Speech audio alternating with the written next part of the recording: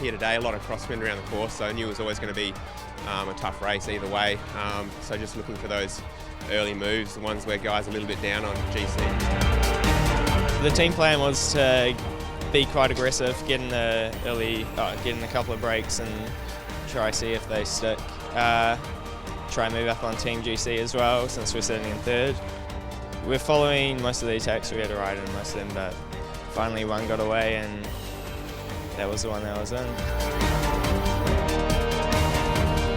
Broke away from that group on 13 or 14 laps to go, and then Harry Carpenter just bridged away from the break and joined me, and we worked together, so it's pretty successful. About halfway through, the bunch was still pretty close. I wasn't so sure about it, but we just kept pushing on, and you never really know like what's going on in the bunch tactics-wise. So you just need to keep the pace high. And luckily, I had two other guys out there for a bit with me just to hold them off. Tried to match him, tried to stay in front of him, but it just didn't happen. Yeah, I'm not really known for sprinting, so I was trying to make sure I didn't screw that one up a bit. But yeah, no, I'm stoked to be able to take that one definitely for the team.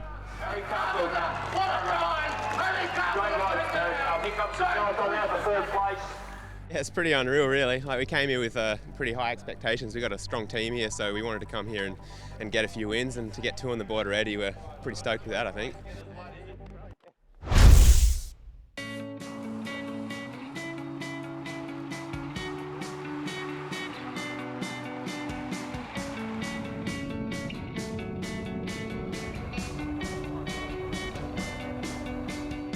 We're sitting at 50, 60k now for the first 10k, and three guys went up the road and I was lucky enough to follow them. I think we sat at 30 seconds for 5k, and then the gap ballooned out, and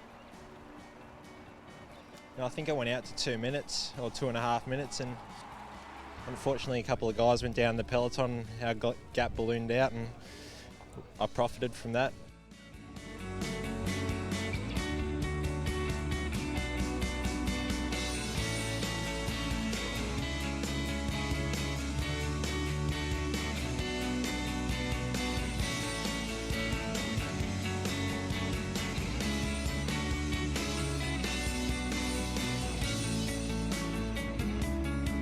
Had Joe Koo from Pat Lane once again that did pretty much a majority of the work on the front to bring that brake back. So luckily, you know, they were up for the challenge and they did it perfect. So we didn't necessarily have to bring that brake right back like yesterday. So we just had to get it back within a controlled time gap. So they got that done.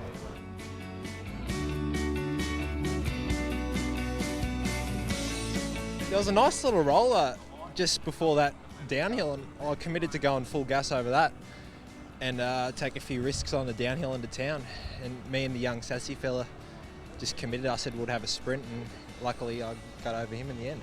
It's not going to be Liam Nolan, it's going to be the Underman JLN going across the line, number 27. And there's the Jake Platinum from the JML. I'm super happy. I've been working real hard since Nationals, and I thought I was in a bit of a hole, but put a good winter behind me and came here looking to hit the ground running, and luckily enough today it paid off. And Hank, our DS, said you might have a chance at yellow, so I took all the bonuses I could, and yeah, I committed full gas to the line. I was thinking more so about the yellow than the stage.